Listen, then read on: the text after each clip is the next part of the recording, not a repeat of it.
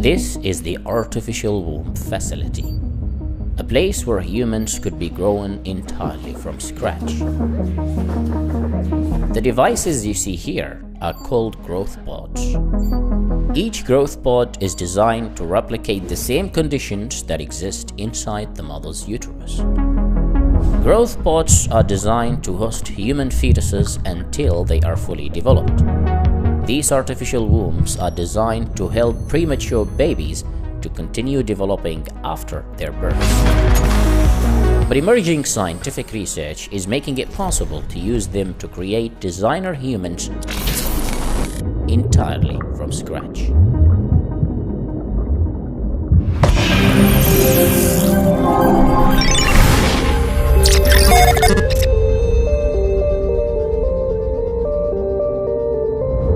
Every human fetus requires around 37 weeks inside the mother's uterus to fully develop.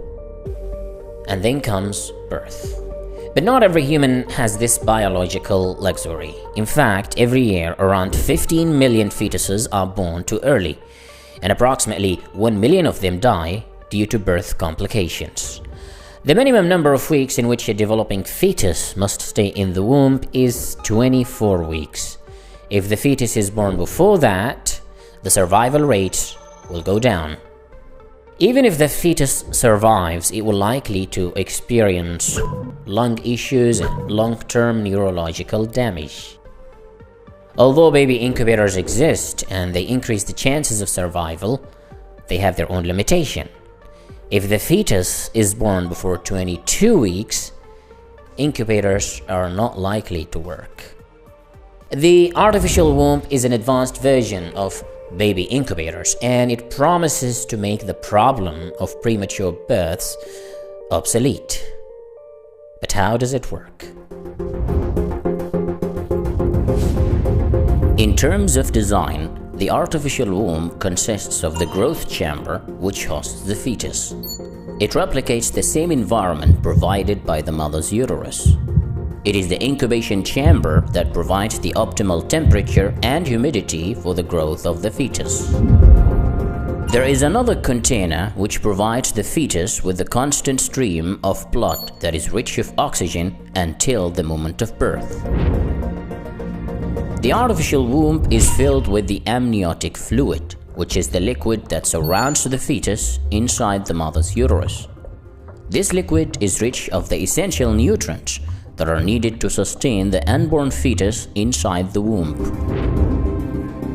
The growth chamber also features advanced sensors coupled with artificial intelligence.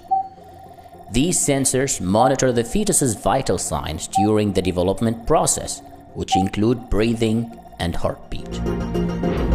The artificial womb also features a screen which displays real-time data on the development progress of the fetus. Inside this growth pod, the fetus is kept for 9 months until a full course of development is reached.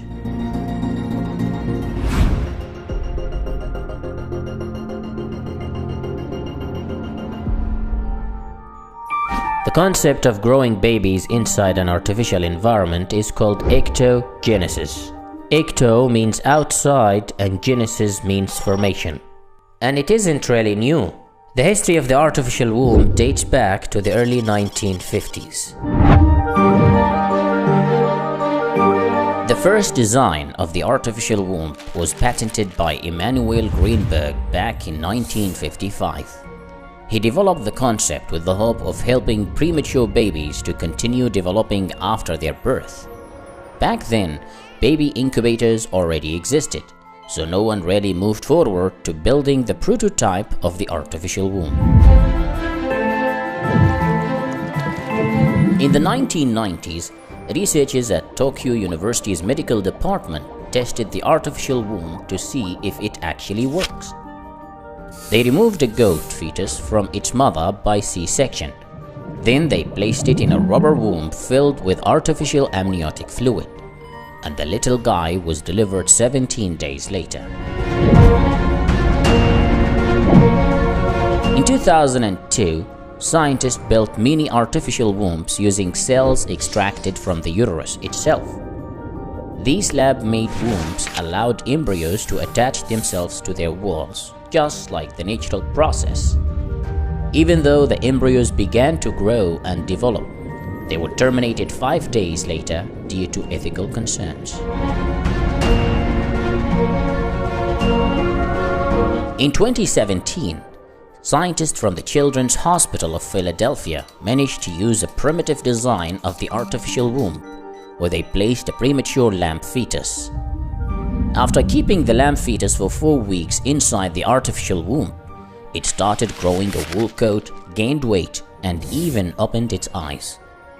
The researchers went on to test their design of the artificial womb with more lambs, and their experiments were successful.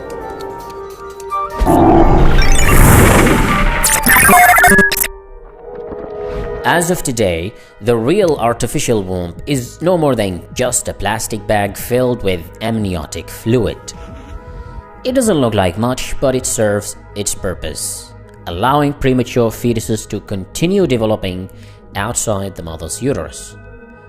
Even though the primary goal of the artificial womb is to sustain premature babies, it could actually be used to create the perfect human being. By engineering a human being from scratch, we can redesign ourselves to be more resistant to diseases and to achieve more intelligence and better looks. And babies who are born in such a way are called designer babies or designer humans, because they have been customized and designed by another human being before their birth. To create the perfect designer baby from scratch, you don't need something sophisticated actually. All you need is just a skin cell.